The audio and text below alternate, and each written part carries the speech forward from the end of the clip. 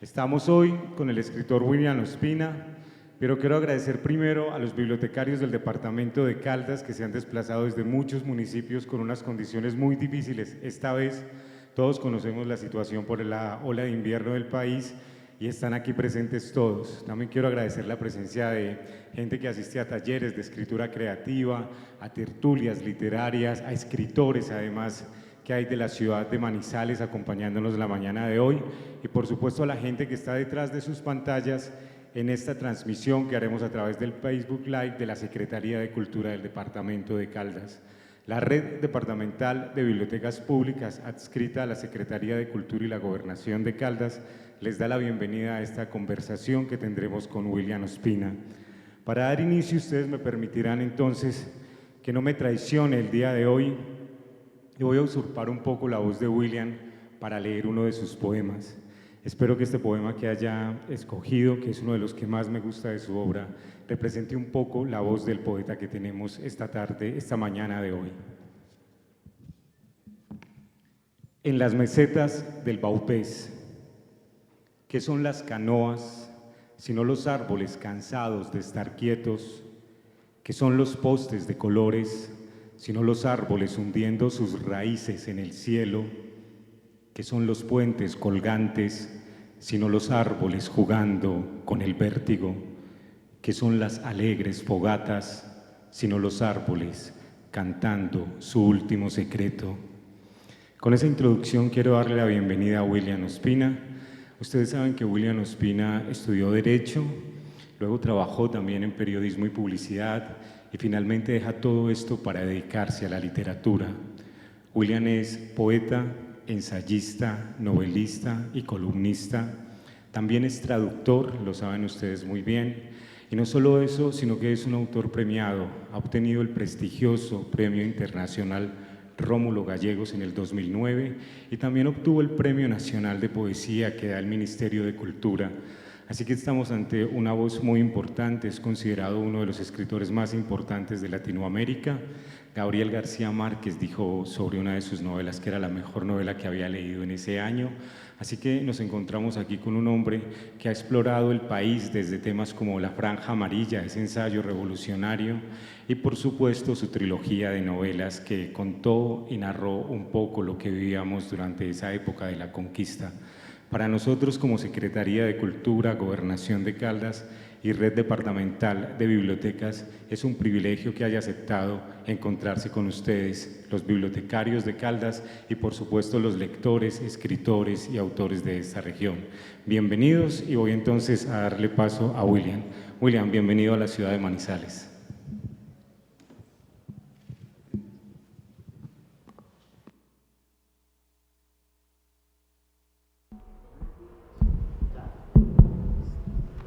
Bueno,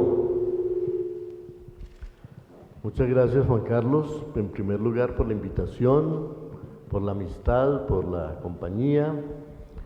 Muchas gracias a todos por su presencia. A mí me entusiasma particularmente saber que estoy aquí en presencia de los pastores de los libros de esta región y de los seguramente iniciadores y orientadores en la pasión de la lectura para las nuevas generaciones. A mí siempre me gusta mucho y siempre me inquieta mucho cuando me piden que hable sobre libros y sobre la lectura, porque pues ha sido una de las grandes pasiones de mi vida, pero es tan inagotable la literatura, son tantos los enfoques que uno podría hacer, y es tanto lo que se podría decir sobre cada libro que uno ha leído e incluso sobre los libros que uno apenas piensa leer, que nunca sabe uno muy bien qué decir, por dónde comenzar. Y cuando yo miro la cantidad de libros, no que he leído yo, sino que existen, me digo, qué maravilla que el mundo sea tan inagotable. Cada libro de estos podría dar pie a conversaciones larguísimas. Y siempre se me ocurre hablar de la Ilíada cuando quiero empezar a hablar de literatura. Habría 1000 libros, muchos libros de todas las épocas sobre los cuales hablar. Pero como la Ilíada de alguna manera encarna el primer libro de Occidente, el primer libro que recordamos de Occidente, yo me digo, si del primer libro uno no se cansaría de hablar, ¿cómo será ya poniéndose a hablar de todos los otros? Entonces siempre se me atraviesa la reflexión sobre la Ilíada, sobre esa especie de fundación, de gran fundación de la tradición occidental. Y he escrito un texto que quiero leerles,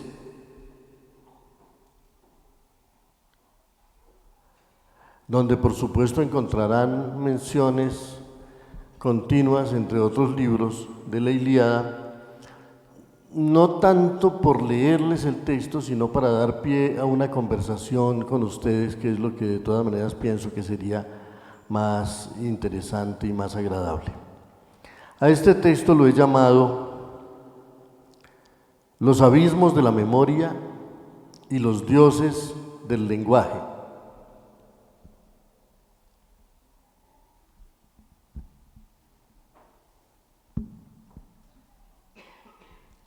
Llamamos clásicos a esos libros que siempre son actuales. Algunos de ellos ni siquiera fueron escritos primero, sino que la memoria humana los transmitió de persona a persona durante siglos. Y esa es buena prueba de lo necesarios que eran. Nadie puede dudar, por ejemplo, de la actualidad de Homero. Ahora, cuando el mundo entero está pendiente de la guerra de Ucrania, todos podemos recordar que la guerra de Troya era ya expresión de algo que sigue vivo, el conflicto entre Oriente y Occidente.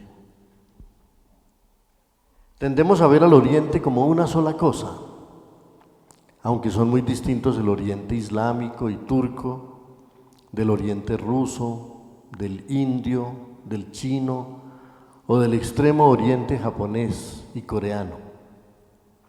Pero ya en los tiempos antiguos comenzaba el conflicto de Occidente con ellos. Hay un cuadro de Aldorfer que se llama La batalla de Isa, que pinta el choque entre el ejército de Alejandro de Macedonia y el ejército persa de Darío, y lo más notable que hay en él, además de su extraordinaria minuciosidad y la amplitud sobrehumana del espacio que abarca, es que ilustra una realidad en la que no solo combaten los ejércitos, sino que la tierra misma parece tomar partido, el sol de un bando y la luna de otro, de modo que el conflicto humano parece comprometer al universo entero. Allí vemos esa capacidad que tiene el arte de hacernos sentir realidades complejas, de transmitirnos una verdad que no explica las cosas, sino que está en las cosas. Aunque griegos y troyanos parecían pertenecer al mismo mundo, algo allí partía el cielo, y por eso la discordia no era apenas entre los hombres, sino igual entre los dioses. La Ilíada es también una guerra entre dioses, y plantea temprano el tema de las relaciones entre el odio y el amor. Es el amor de Paris y Helena, la historia del enamorado que rapta a una mujer casada y saquea su casa, y el modo como el marido burlado se lanza a rescatarla y reúne ejércitos y va a destruir la ciudad de su adversario. Pero en este libro, un libro hablado, como dije, un libro anterior a la escritura, Homero no solo reconstruye la realidad y las precisas costumbres de aquella época, sino que se esfuerza por explicar los acontecimientos. Y los dioses son siempre las grandes causas profundas de los hechos. Todo lo que trasciende la voluntad individual, lo que tal vez verdaderamente nos gobierna. Los deseos de Paris, la belleza de Helena, el amor incontrolable, la confianza burlada, el amor por la patria, los lazos de la sangre y de la cultura, los oscuros llamados de la especie, los odios gentilicios, el amor filial, la rivalidad entre guerreros, las herencias siempre renovadas de la condición humana. Es la historia de una ciudad que lucha heroicamente, pero que desde el comienzo está condenada.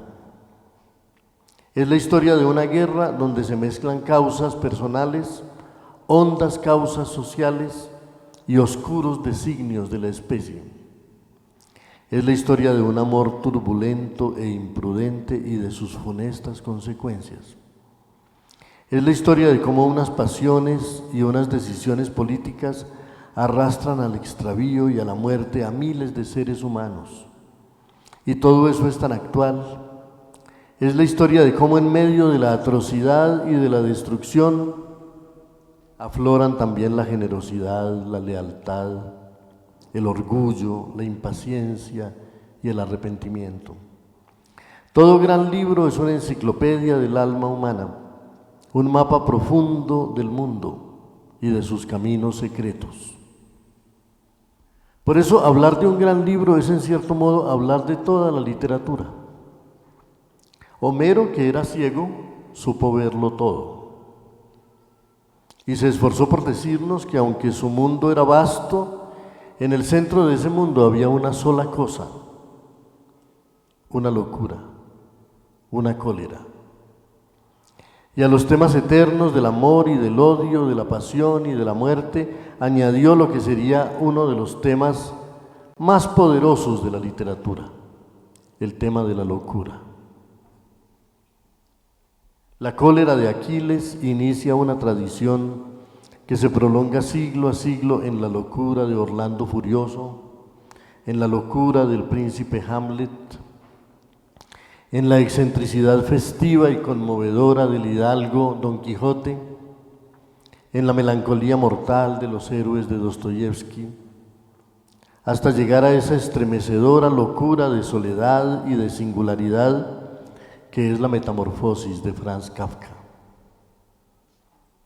Cada libro leído con curiosidad, con entusiasmo y con emoción, le añade algo a nuestro entendimiento del mundo y al saber que tenemos sobre nosotros mismos. Como en cada ser humano está la novela universal, como todos somos los protagonistas centrales de la gran novela universal. Todos podemos decir con Terencio: humano soy y nada que sea humano me es indiferente. Pero la literatura convierte esa frase filosófica en una fiesta del asombro y de la diversidad de lo humano. Nos enseña de qué manera misteriosa están en nosotros el amor de Don Quijote por la justicia y su disparatada y casi siempre inútil tentativa de salvar a los demás, o los escrúpulos del vengativo Hamlet, que siempre encuentra un argumento para demorar la venganza. Nos hace sentir, como en Romeo y Julieta, que los hijos suelen pagar las discordias de sus padres, que a menudo somos juguetes del destino y que a veces lo que nos destruyen no son los otros, sino nuestra propia impaciencia. Harold Bloom decía, en su acostumbrado tono a la vez estimulante y polémico, que las obras de Shakespeare nos enseñan a hablar con nosotros mismos, mientras que la obra de Cervantes nos enseña a hablar con los demás. Y hay que ver en Antonio y Cleopatra en qué queda el amor cuando se ve enfrentado a la historia. Hay que ver en Otelo lo que le puede pasar a un hombre inseguro cuando cae en las manos de un manipulador. Hay que ver en el Rey Lear las desgracias que nacen de la vanidad cuando se encuentra con la ingratitud. Todos esos grandes libros parecen hablar de tiempos remotos, pero siempre hablan de la actualidad. Los leemos para saber qué pasa en ellos, pero acabamos entendiendo lo que pasa en nosotros. Prometen llevarnos a un mundo distante y desconocido, y al desembarcar descubrimos que estamos llegando al centro de nuestra propia vida y al turbulento acontecer de nuestra época. Es aquí donde luchan esos dioses, nos decimos. Es ahora cuando hay que tomar esas decisiones. Es este el lugar de los prodigios. Es aquí donde circulan esas manzanas de la discordia, esos vellocinos, esos éxodos y esos apocalipsis. Es aquí donde se nos aparecen la oportunidad del heroísmo y el peligro de la traición. He llegado a pensar que si la sensibilidad existe en forma de lenguaje, que si la conciencia existe, discurre como un lenguaje, y que el sueño nuestro de cada día es la mejor demostración del modo como el lenguaje nos constituye. El lenguaje está inscrito en nuestro ser y nos configura, aunque nadie sepa decirnos de qué modo esa creación cultural se entreteje con nuestra fisiología y con nuestra conciencia y se confunde con ellas. Siempre al despertar siento que todo lo que he visto en el sueño es una voz que ha estado hablando en mí. Y que en esto, sobre todo el sueño, se parece a los libros, en que discurriendo como un lenguaje, no se lo recuerda como un lenguaje, sino como un acontecimiento.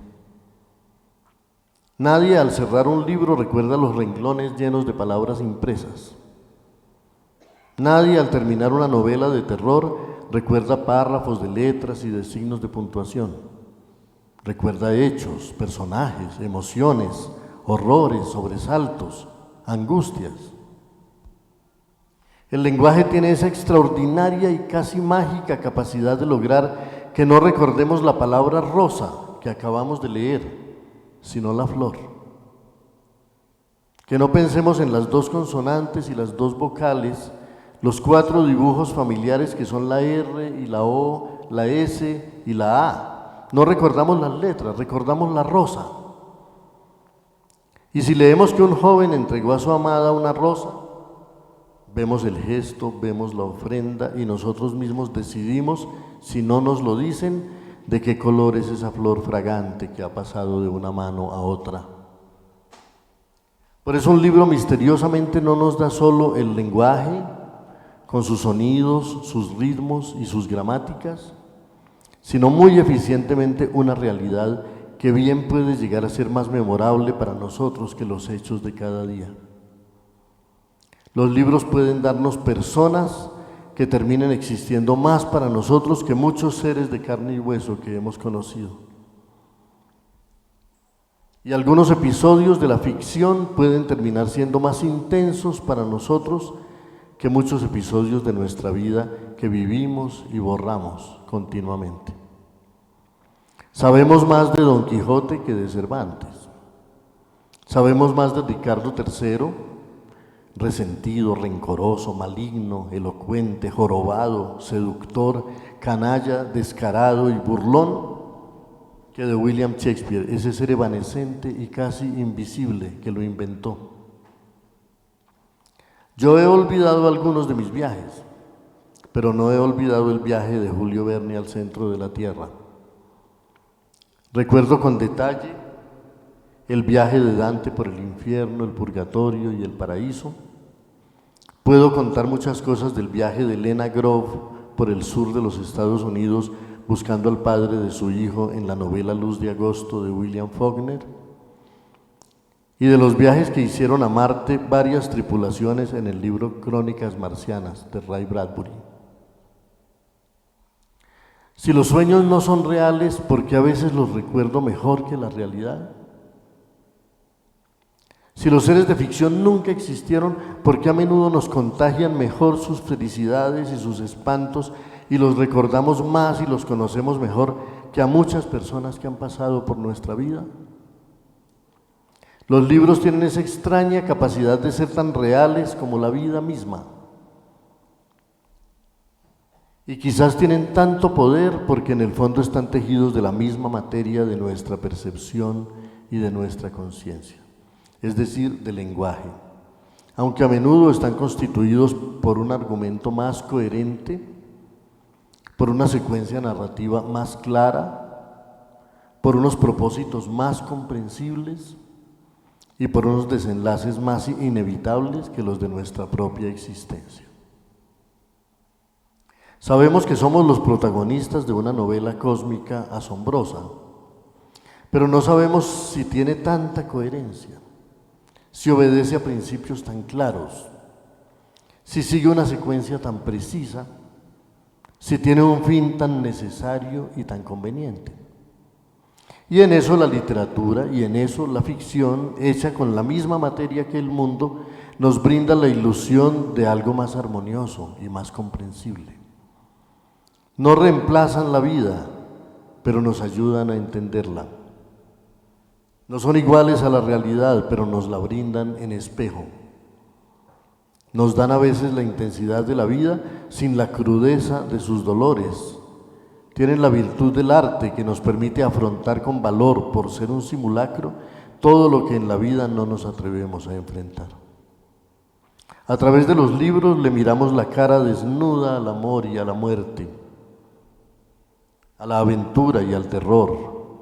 Tocamos a fondo la espina sin tener que sangrar por ella. Y es quizá eso lo que quiso decir San Agustín cuando escribió que lo mejor que tiene la palabra perro es que no muerde.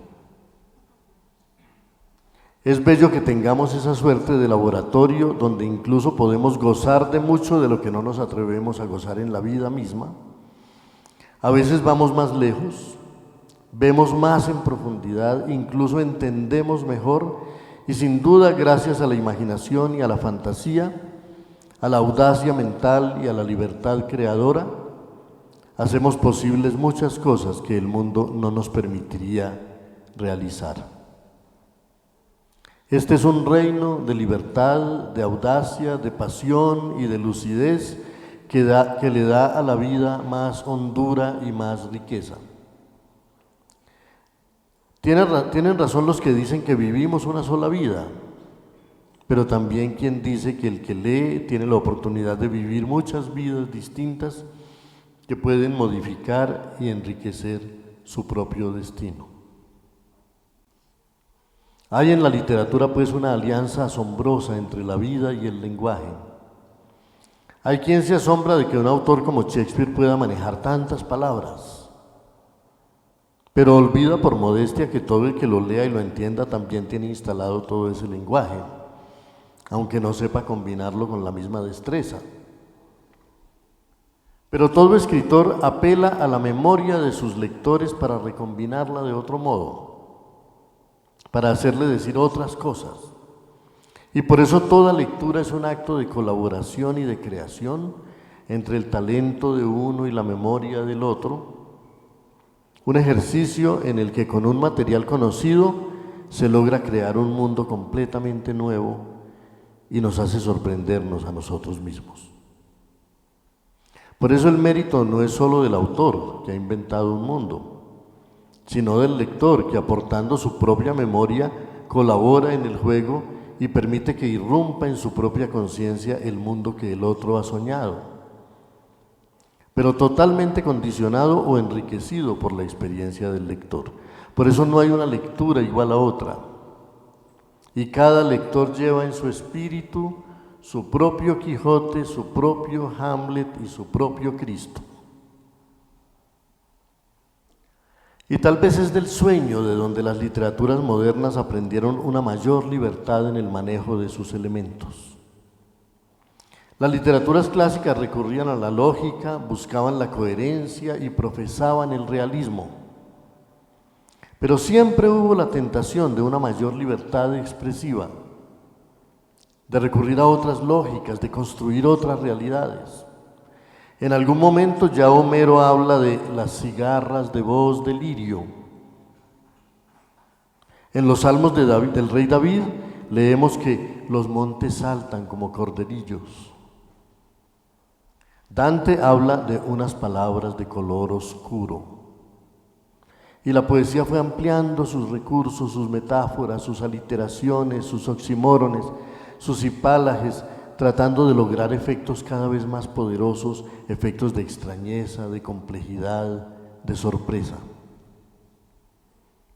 Y así llegamos hasta esos cortesanos de Shakespeare que en un cortejo fúnebre le lanzan estas frases al mundo: cúbrase el cielo de colgaduras negras, el día ceda a la noche, cometas que anunciáis los cambios de los climas y los estados, sacudid en el cielo vuestras trenzas de cristal y castigad con ellas a las perversas estrellas rebeldes que han consentido la muerte de Enrique. Un día Baudelaire se animó a decir que sentía en sí mismo todos los tormentos de un barco que sufre. Inspirado por esos versos, el adolescente Rimbaud hizo que un barco sufriera esos tormentos y lo puso a contar al regreso, en su poema El barco ebrio, todo lo que había visto. Y el lenguaje empezó a discurrir con una libertad nueva. Vi cielos reventados de rayos, marejadas, resacas y huracanes. En el nocturno abismo vi el pueblo de palomas, de auroras exaltadas. Vi a veces lo que el hombre creyó haber visto él mismo. He visto fermentarse grandes pantanos, cestas donde un leviatán muerto se pudre a la alborada, derrumbamientos de aguas en la paz de las siestas, lejanías que ruedan a abismos en cascada. Soñé en la noche verde con nieves infinitas, besos que hasta los ojos del agua se levantan, con la circulación de sabias inauditas y el despertar azul de fósforos que cantan. Dicen que ahora hay programas de inteligencia artificial que a un sistema alimentado por millones de imágenes le proponen una determinada frase o párrafo, una historia, para ver de qué manera asombrosa el sistema produce imágenes nuevas y secuencias de animación originales y sorprendentes combinando toda su información. Pero esto no es más que una imitación de la más antigua fábrica de imágenes fantásticas, que son las combinaciones de nuestra memoria, y del modo como el fluir del lenguaje, no libre, pero gobernado por lógicas más complejas que el mero discurso racional, hace miles de años engendra cada noche nuestros sueños. Una de las manifestaciones de ese milagro, asombrosa de invención, de coherencia voluntaria y de involuntaria clarividencia, es sin duda la literatura. Demos gracias por ello a los abismos de la memoria, a los dioses del lenguaje y a los duendes de la tipografía. Muchas gracias.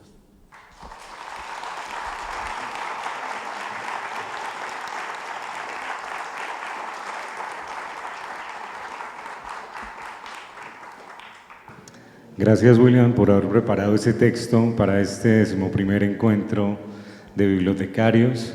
Yo vuelvo y repito, aquí hay lectores, escritores, bibliotecarios de todo el departamento, de la ciudad de Manizales, y creo que ese recorrido que nos acabas de hacer por la historia de la literatura y además por la importancia del lenguaje para nosotros ha sido muy interesante y muy revelador para esos libros que escuchaba ayer a alguien decir: a los muchachos ya no les interesa leer el Quijote o la Ilíada o la Odisea o no sé, a Kafka, y miren, desde esa época están marcando la actualidad. Así que a partir de ahora, William, vamos a abrir el diálogo con todos ellos. Ustedes tienen las preguntas, este es un diálogo que vamos a tener con William Ospina, así que pueden empezar.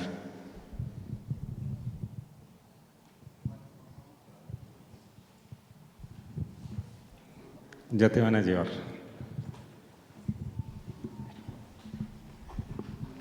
Buenos días, bienvenido y muchas gracias. Gracias. Me gustaría saber qué cree que es lo que lo enamoró y desde cuándo está enamorado de la lectura. Bueno, yo siempre suelo responder que en mi casa no había libros, porque es verdad, en mi casa no era casa de libros.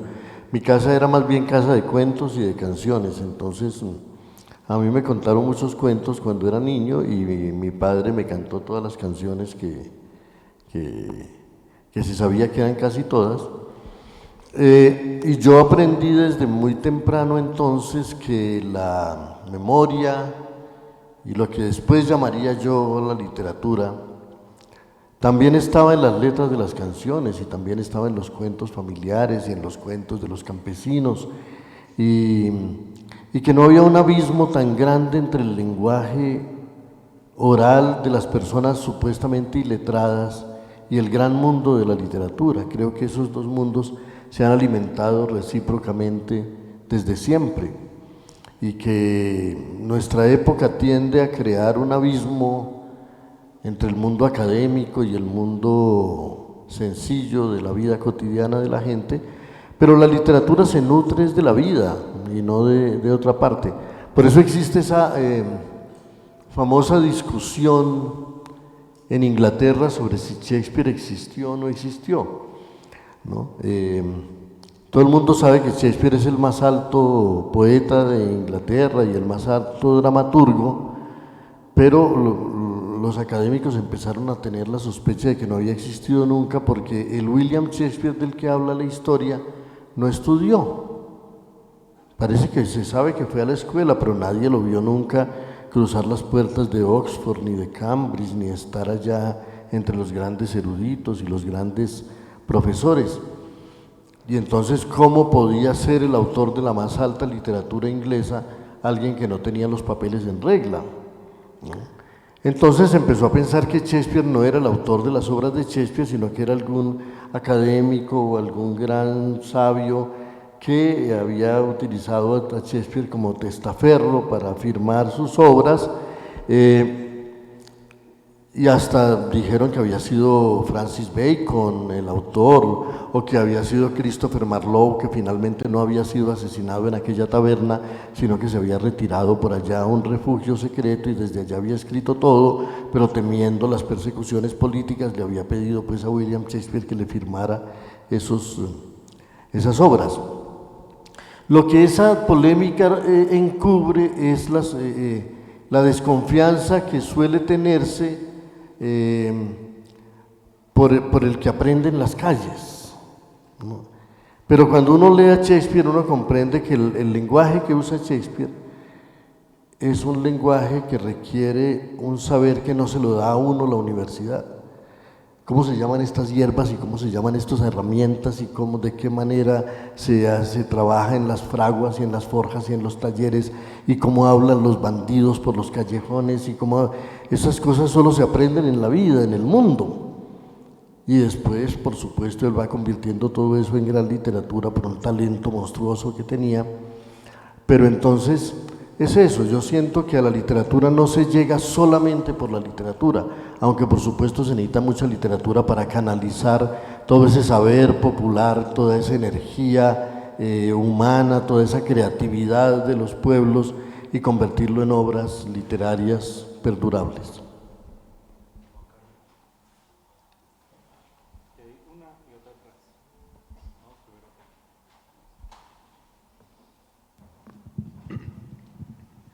Tal vez la piedra sabe todo ya, porque, a ver, William, discúlpame. Quiero reconocer a ese autor. Tal vez la piedra sabe, voy a tratar de recordarlo, tal vez la piedra sabe todo ya porque está inmóvil, y tú te agitas en la nerviosa hoguera de la carne porque todo lo ignoras. Creo que eso está en el país del viento. William, yo que suelo agitarme en la nerviosa hoguera de la carne porque todo lo ignoro, quiero hacerle una pregunta, tal vez oral, porque usted quizá ya dio la respuesta ya escrita.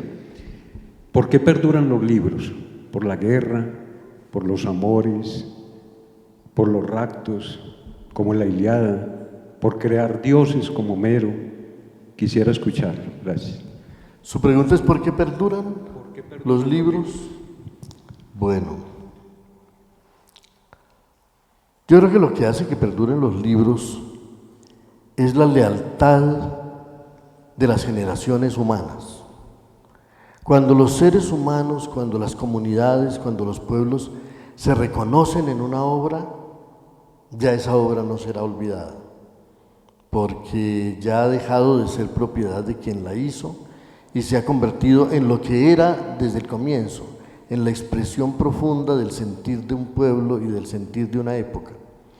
Tal vez por eso en la India tienen la costumbre de olvidar a los autores de los libros y decir que todos los autores de los libros son el mismo autor, que es la tradición, que es el lenguaje.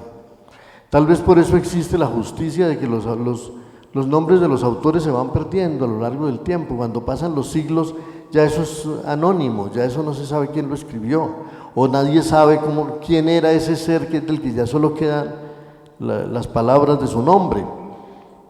Por eso Homero es para nosotros casi un fantasma hoy.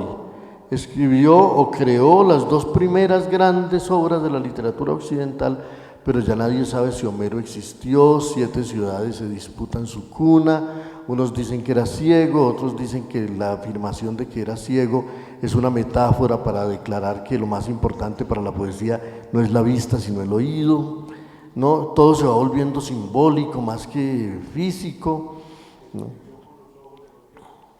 O que escribió con los ojos de los dioses, o que ellos le enseñaron a ver el mundo. Bueno, entonces esa idea de que una obra, si es buena, si logra verdaderamente transmitir una verdad, ya no es propiedad del ser que la acuñó, porque él no fue más que un instrumento para que una época hablara, para que una comunidad hablara, y ya es propiedad de todos los seres humanos. Ya de alguna manera, como decía Borges, ya todos somos Shakespeare, basta que leamos a Shakespeare y todos somos Shakespeare, y Shakespeare cada vez existe menos como individuo, pero cada vez existe más como memoria y como parte de la memoria humana.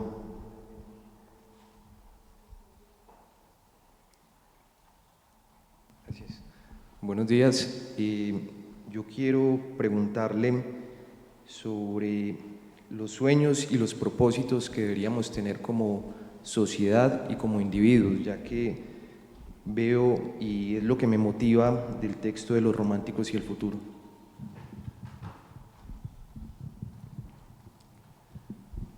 Bueno,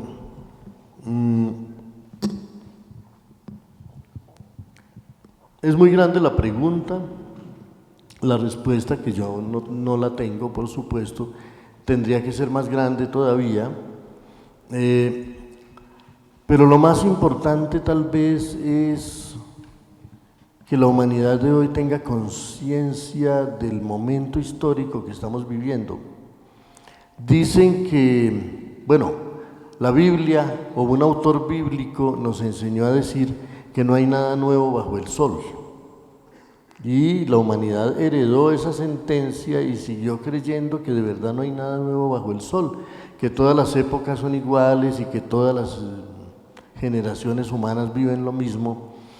Pero nosotros sabemos sin duda alguna que sí hay cosas nuevas bajo el sol y que la humanidad está viviendo hoy cosas que no había vivido jamás. La humanidad nunca había tenido ciudades de 5 millones de habitantes, ni de 10 millones de habitantes, y ahora hay ciudades de 20 millones y de 30 millones de habitantes.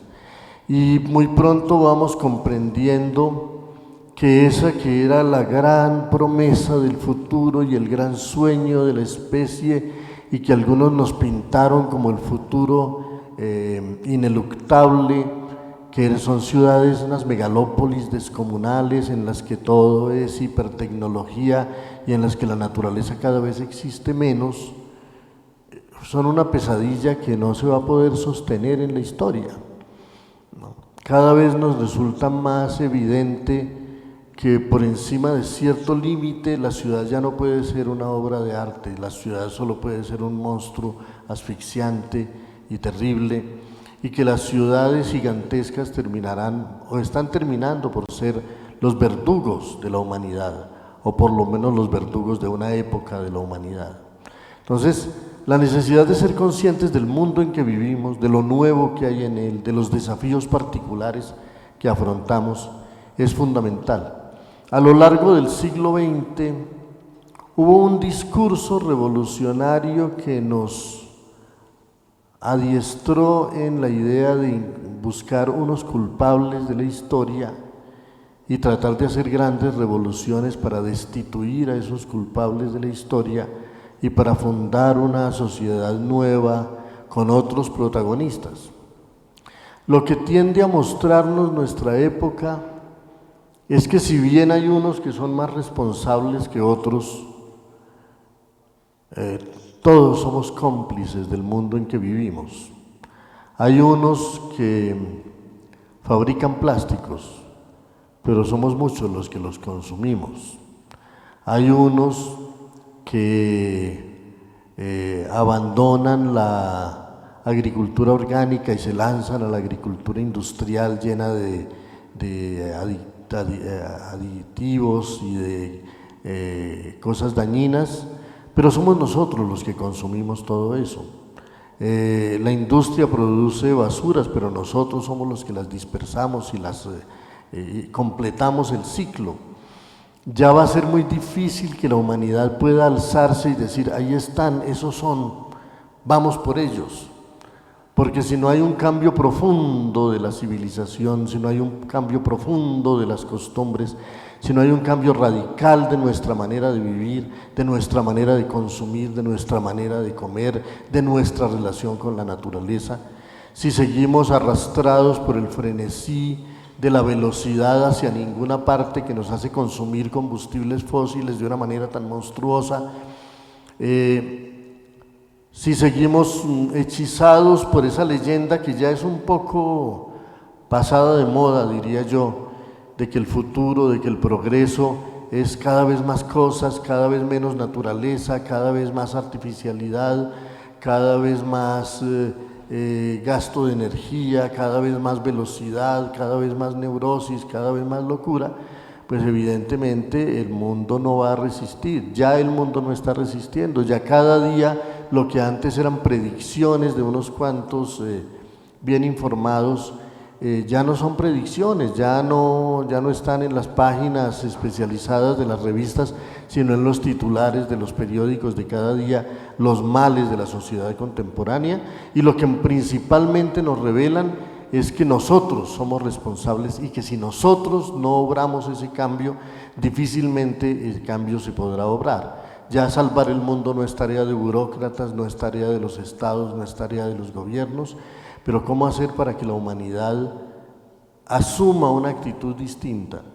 Yo dudo mucho en la capacidad de la humanidad para ponerse de acuerdo como en el diálogo cotidiano.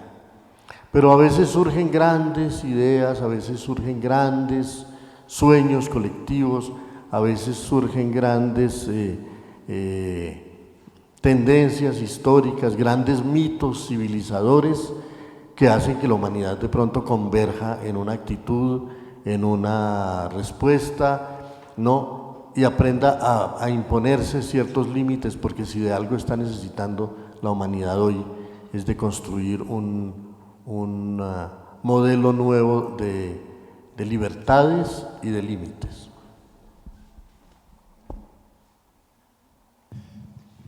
Maestro, buenas noches, buenas tardes. ¿Qué emoción se siente cuando ha sido traducido a 40 idiomas, desde la India a Afganistán, desde Afganistán a Pekín, desde Pekín arriba a Estados Unidos, a México, a América Latina? ¿Qué se puede sentir? ¿Qué emoción? Pues a mí me gustaría saberlo algún día, ¿no? En realidad yo no he sido muy traducido, pero pues lo que sí sé es que hubo una aventura muy interesante en el siglo XIX, que fue la aventura de uno de los hermanos Humboldt, de Guillermo de Humboldt, de Wilhelm, que era un gran estudioso de las lenguas. Y él descubrió dos cosas: una, que cada lengua es única, y otra, que todas las lenguas son la misma. Cada lengua es única porque en cada lengua hay unos saberes, unas destrezas, unas búsquedas que expresan el sentir, la emoción de una determinada comunidad y una determinada memoria humana. Pero todas las lenguas son la misma porque todas las lenguas intentan lo mismo: contar el mundo, hablar de los seres, o sea que tienen sustantivos, hablar de las acciones, o sea que tienen verbos, ¿no? Hablar de las especificidades de cada cosa, o sea que tienen adjetivos, ¿no? Y es porque todas las lenguas son la misma por la que es posible traducir de una lengua a otra. Si cada lengua fuera radicalmente distinta, no habría posibilidad de traducción. Ahora, la posibilidad de traducción no es absoluta. Nunca logrará uno que un poema de Verlaine en otra lengua suene igual, conmueva igual, revele igual. Y hay autores más traducibles que otros, pero con la capacidad de traducir que tenemos hasta ahora, Heinrich Heine, que nunca supo castellano, leyó en alemán el Quijote y entendió toda la historia del Quijote y escribió uno de los ensayos más bellos que existen sobre el Quijote. O sea, la posibilidad de traducir existe, y en esa medida hay un montón de cosas, no todas, pero muchísimas cosas, que los seres humanos de todas las culturas y tal vez de todas las épocas podemos compartir plenamente. Buenos días, me presento, mi nombre es Luisa, bibliotecaria del municipio de La Merced, y como bibliotecaria quiero hacerle una pregunta muy concreta, y es: usted como escritor y como lector, ¿qué consejo nos da a nosotros como bibliotecarios para incentivar la lectura desde edades tempranas? Y como qué técnica o qué libro en específico nos recomendaría para que trabajemos con estas poblaciones. Bueno, pues mi experiencia personal es que la lectura, yo diría que más que una disciplina, es como un vicio. No todos los vicios son malos, ese por ejemplo es muy bueno, ¿no? El vicio de viajar también es muy bueno, ¿no? El vicio de comer, si no exageramos, ¿no? Puede ser muy bueno también. Entonces, entender la literatura, entender la lectura como vicio o como adicción puede ser interesante, porque a lo que le huyen los jóvenes, muchos jóvenes, yo no creo que sea a los libros, sino a las obligaciones, a la sensación de que algo es obligatorio. Y Borges decía que como leer es una felicidad, nunca se ha oído hablar de felicidades obligatorias en este mundo. Es más, cuando la felicidad se vuelve obligatoria, deja de ser felicidad. Así que obligar a leer es el mejor camino para alejar a la gente de los libros. En cambio, la tentación siempre funcionó, ¿no? También era Borges quien decía, un día empezó a decirlo así, dijo, yo, que soy profesor en una universidad, sé que no se puede enseñar literatura, que solo se puede enseñar el amor por la literatura. Después corrigió y dijo, no, ni siquiera se puede enseñar el amor por la literatura, solo se puede contagiar el amor por la literatura. Entonces lo que la lectura tiene que volverse es más bien algo contagioso. ¿Y de qué manera se contagia algo? Yo creo que nunca a partir de la autoridad, nunca a partir de la imposición, pero siempre a partir del entusiasmo y de la pasión, porque el entusiasmo sí es contagioso, porque nada hará que un niño quiera más leer que ver que sus padres o sus maestros leen y leen con placer y disfrutan lo que leen y lo entienden y lo dramatizan si se quiere. Así que yo creo que no basta poner los libros al alcance de las personas. En una época se utilizaron inclusive métodos más radicales, que yo por supuesto no recomiendo, pero que puedo testificar. Por ejemplo, se prohibían los libros, y eso hacía que mucha gente corriera a leerlos, ¿no? La Iglesia Católica contribuyó mucho en una época a la lectura porque hizo una lista de libros prohibidos que fueron pues el Boccatto di Cardinale, ¿no?, de mucha gente que no leía libros porque le parecían aburridos, pero si ese estaba prohibido alguna cosa interesante tendría, y entonces jugaban con esa tendencia del ser humano a la transgresión o con esa cierta tentación. Pero bueno, yo no creo que haya que llegar, por supuesto, al extremo de prohibir los libros. El padre de Emily Dickinson le regalaba libros a su hija con la expresa recomendación de que no los leyera para que no perturbaran su espíritu. Yo te los regalo porque es mi deber como padre regalarte libros a ti, ¿no? Es lo más civilizado que puedo hacer, pero yo te recomendaría que no los leas porque podrían perturbarte tu espíritu. Y ella corría a leerlos inmediatamente y creo que se convirtió en Emily Dickinson por ese curioso camino de la tentación. De manera que yo creo que sí hay muchos caminos para volver la lectura algo más amable que una obligación y algo mucho más amable que un castigo.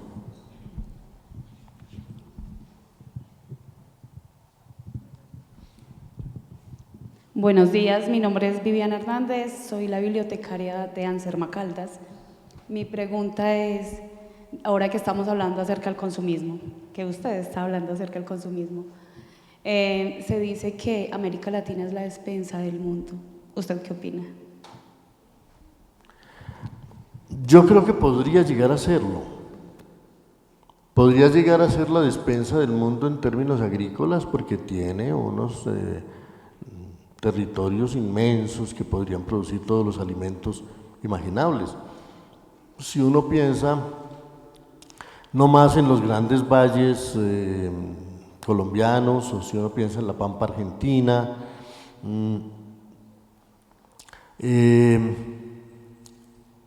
por supuesto que aquí se podrían producir muchos alimentos, y además no solo alimentos en sentido abstracto, sino los alimentos que requiere la humanidad, alimentos orgánicos, alimentos que vengan de verdad de la tierra y que no estén tan manipulados y tan transformados para los fines del negocio, ¿no?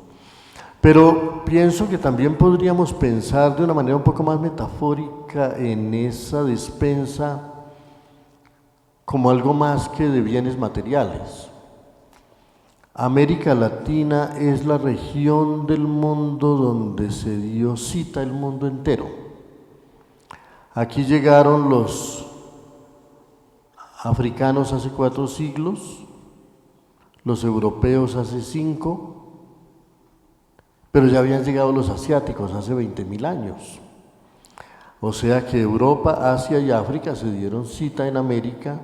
Todo parece indicar que el ser humano no es originario de América, o sea, todos aquí somos inmigrantes. El que aquí tiene razón es el poeta Giovanni Quesep, quien llamó a su libro de poemas Canto del extranjero. Aquí todos somos de alguna manera extranjeros. Y eso es bueno porque eso nos enseña que el mundo no es nuestro, que el mundo nos recibe, nos hospeda, pero que hay que conocerlo, que hay que estudiarlo, que hay que respetarlo.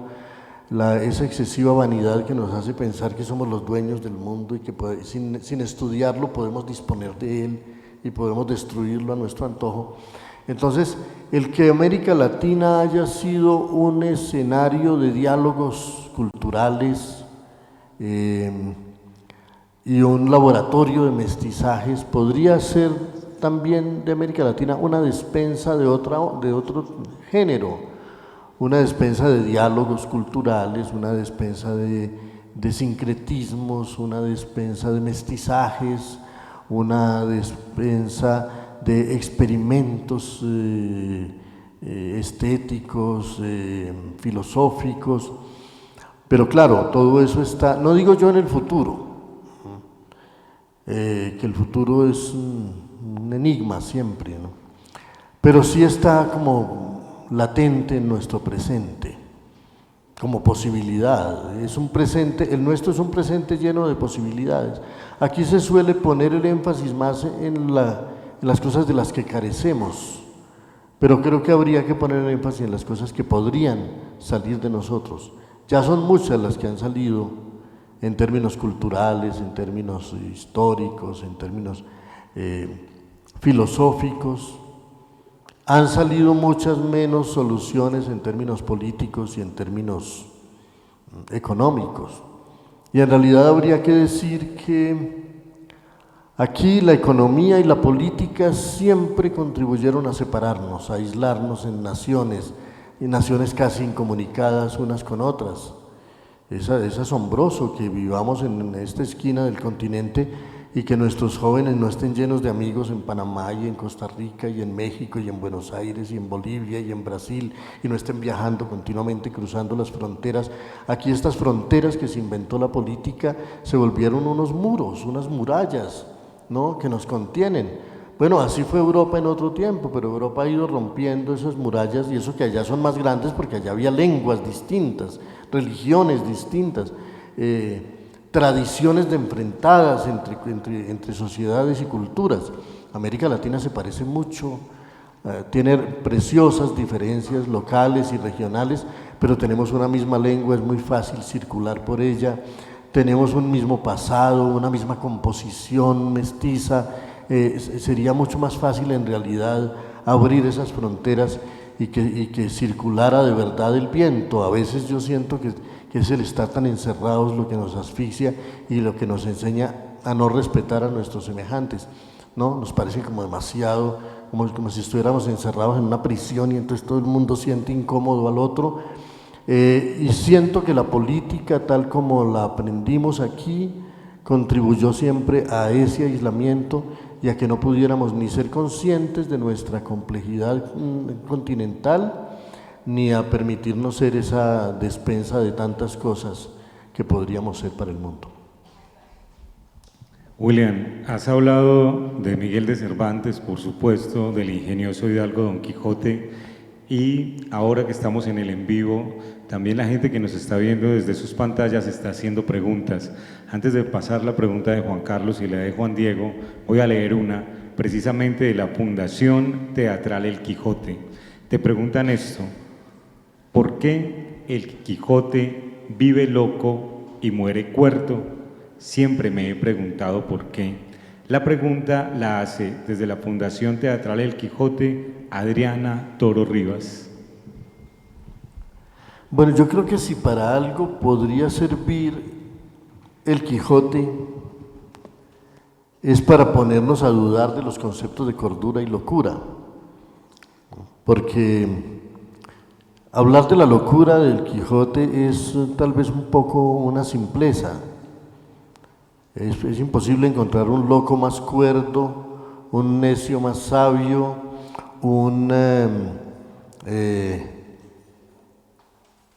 hombre que escoge el camino de la violencia y sin embargo es el más capaz de convivencia y de respeto de los seres humanos. Y el contraste que continuamente presenta ese libro entre los dos caracteres principales que son Don Quijote y Sancho Panza parecería ser el contraste entre la locura y la cordura, pero no lo es. Parecería ser el contraste entre la sabiduría y la ignorancia, pero no lo es. Sancho continuamente demuestra que es sabio, continuamente demuestra que tiene la acumulada sabiduría del pueblo, lleno de sentencias, lleno de proverbios, lleno de refranes, que casi nunca cometen errores, como decía Borges. Y lo que hay en el Quijote, y eso está muy lejos de la locura, es un diálogo entre dos seres muy distintos que se respetan profundamente. Ahora, está bien que haya una cierta insensatez que nosotros asociamos con la locura, pero que muy a menudo también asociamos con la inspiración, con la clarividencia, con la santidad y con la poesía.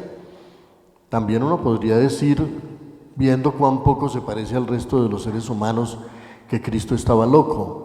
Pero la humanidad no ha decidido que Cristo es un loco, sino que es un civilizador que vino a traerle al mundo unas propuestas que a nadie se le habían ocurrido antes.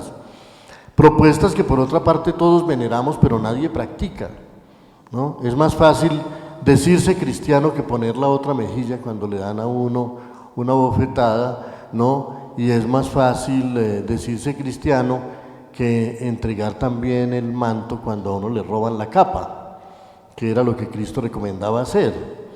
Esos grandes civilizadores, por supuesto que tienen mucho de insensatez, pero también tienen mucho de idealidad, tienen mucho de esa capacidad de contrastar como con lo habitual y con lo corriente, y de proponernos cosas que son difíciles, pero que son las que nos hacen seguramente mejores.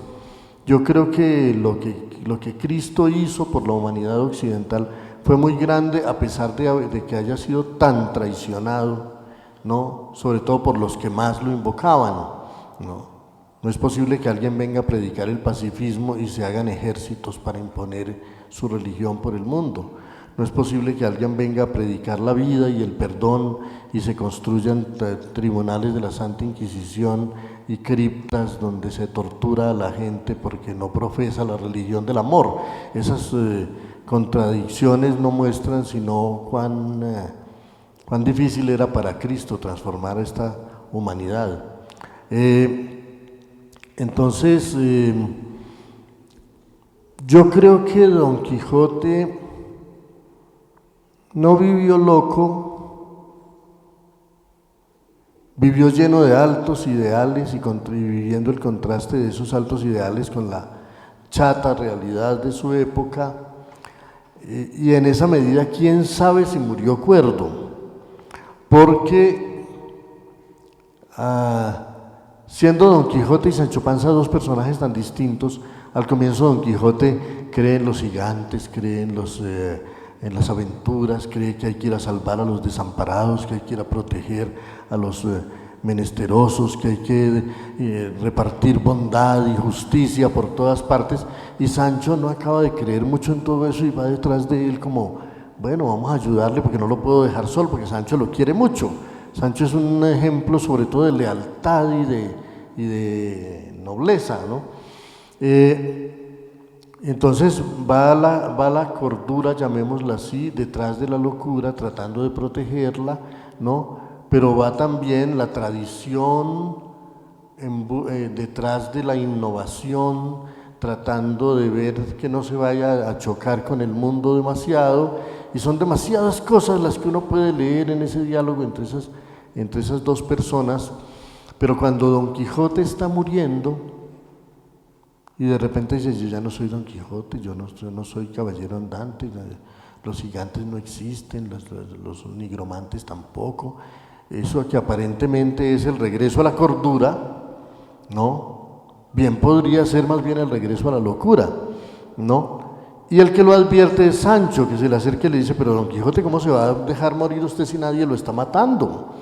¿No? Venga conmigo, que el mundo está lleno de gigantes y de grandes empresas y de grandes aventuras.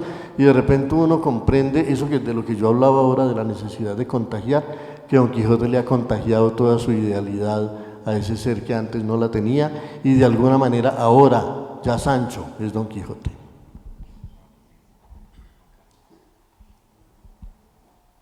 Gracias, profesor. Hemos disfrutado mucho su acercamiento a la literatura y nos hace ver cómo los grandes personajes de una obra literaria sufren transformaciones y cómo nosotros como lectores también podemos sufrir alguna transformación. Me gustaría que usted nos comentara, que se ha movido por varios géneros literarios, de acuerdo a la capacidad expresiva que ofrece el lenguaje y a su experiencia, ¿cuál es el género que más ha disfrutado de aquellos en los que se ha movido?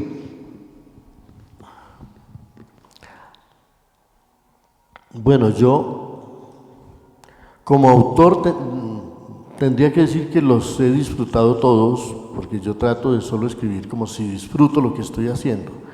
Claro que a veces se sufre, pero hasta de ese sufrimiento se disfruta, ¿no? Porque se sabe que es necesario. Lo que yo siento es que no sé qué tan opcionales sean los géneros. No sé qué tanto a uno se le ocurra una idea y uno dice, ¿será que escribo un cuento o mejor una novela o mejor un poema? No, cada tema ya llega como con el lenguaje que le corresponde. Entonces es muy difícil que uno esté escogiendo, uno no escoge, ¿no? Y en la literatura en general uno no escoge, a uno le son impuestas un poco las cosas.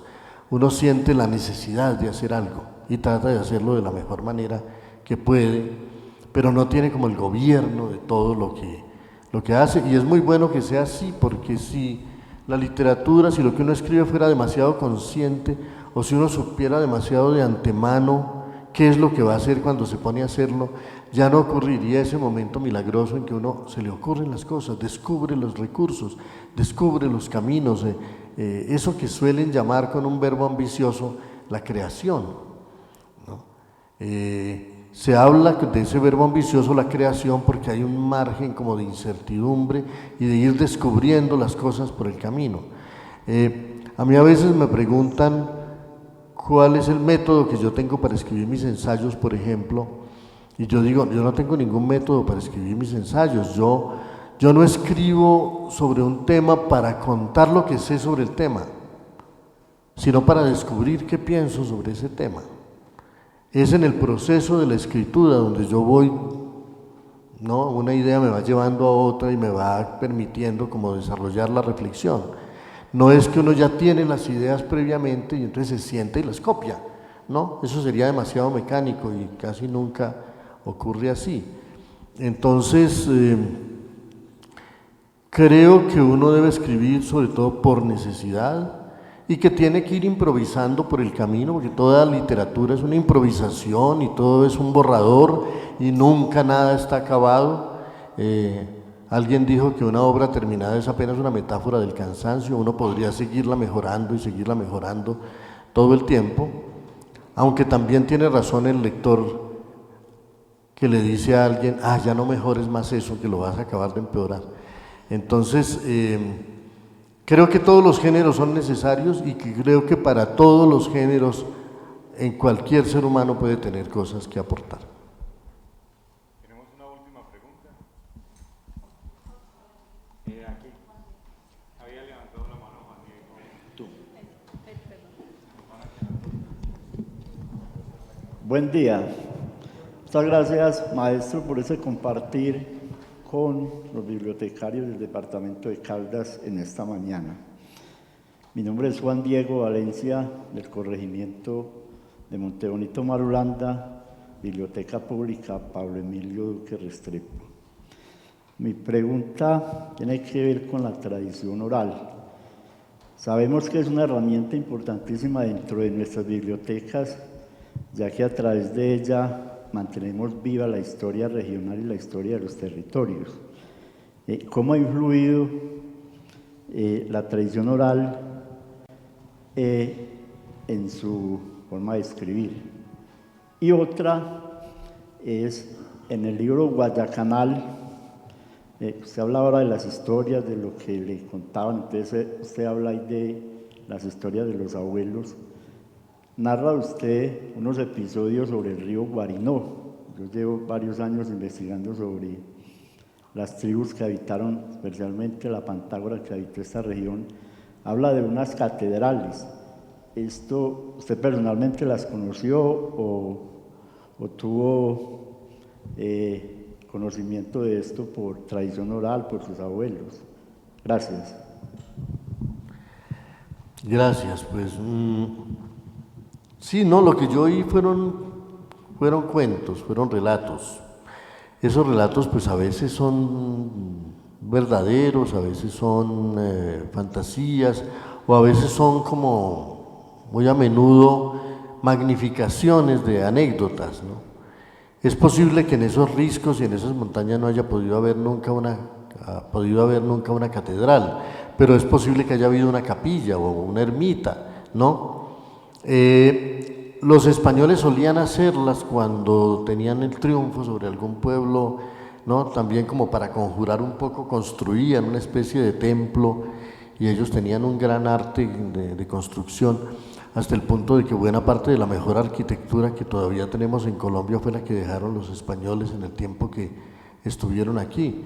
Y los pueblos que más conservan como cierta unidad y cierta armonía son, digamos, esa estela de fundaciones españolas desde Riohacha y Santa Marta y Cartagena y Monpós y Villa de Leyva y Santa Rosa y Santa Fe de Antioquia y Ibagué, Cali, Popayán. Es decir, quedan un montón de cosas construidas hace muchísimo tiempo, pero con una firmeza que de todas maneras revela un gran talento de construcción, que es lo que uno más admira, o una de las cosas que más admira cuando puede visitar España, ¿no? La firmeza, la belleza, la resistencia de ese talento arquitectónico. Tal vez porque aquí los pueblos que habitaban aquí pues sabían que vivían en una realidad muy distinta de la realidad europea y que aquí ni los climas estaban hechos para cosas demasiado contundentes y asfixiantes, y que aquí no había que protegerse tanto de la naturaleza como en Europa, por ejemplo. En Europa hay unos meses en los que uno está muy tranquilo por ahí, pero llegan los meses en que si uno no está protegido, el clima lo mata. Aquí el clima es muy benévolo todo el año, estas tierras son más propicias para la vida en ese sentido. Entonces había otro tipo de construcción del mundo indígena que no tenía ni siquiera una voluntad de duración, de que todo tenía que durar 1000 años, ni nada. Pero bueno, a nosotros se ha dado también ese diálogo de mundos y esas fusiones. Entonces es posible que quedaran vestigios de eso y que la memoria los fuera... Con respecto a lo de la tradición oral, yo creo que nuestra literatura siempre se ha nutrido mucho de la tradición oral. Y sobre todo esta cultura de la cordillera, siempre fue... La literatura antioqueña tiene esa característica, es muy atenta al habla popular. Eso está en Tomás Carrasquilla, eso está en F. Gómez, eso está hasta en la filosofía de Fernando González. Hay una búsqueda del lenguaje oral, de un lenguaje reflexivo que no se pelee con el habla, y por eso el poeta José Manuel Arango, hablando de Fernando González, dijo muy bellamente en un poema: usó para pensarnos el dialecto que hablamos.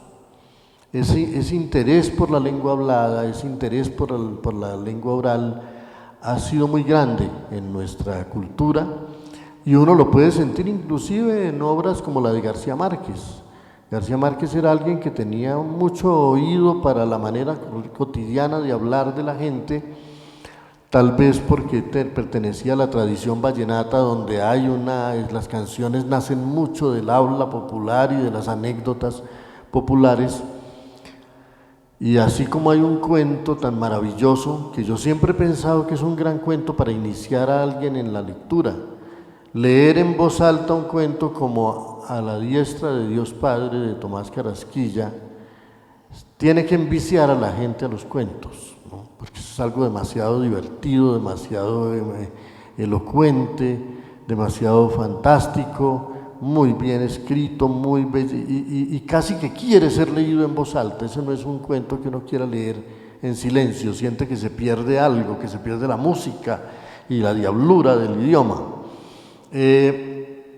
Y García Márquez también, un cuento como Blacamán el Bueno, vendedor de milagros, aspira continuamente a la oralidad, a que sea algo que se haya leído en voz alta.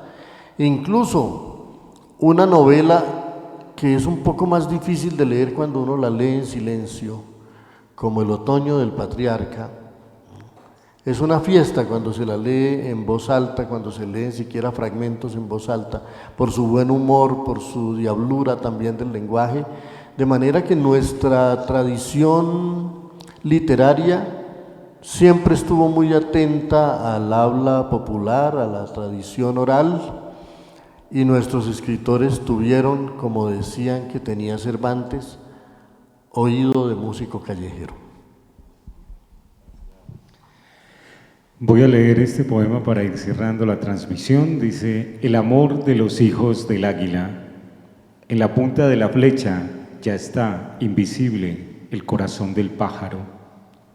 En la hoja del remo ya está invisible el agua. En torno del hocico del venado ya tiemblan, invisibles, las ondas del estanque.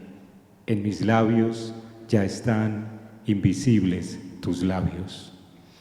Un poema para cerrar la transmisión. Muchísimas gracias a la gente que estuvo conectada a la página de Facebook de la Secretaría de Cultura. Muchísimas gracias a ustedes por haber asistido. Nos quedó faltando tiempo para responder algunas de sus preguntas. Quiero que le brindemos entonces un aplauso al escritor William Ospina. Muchas gracias.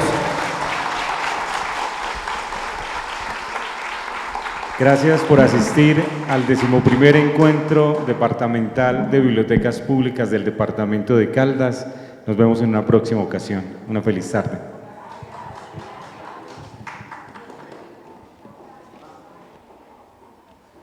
Maestro.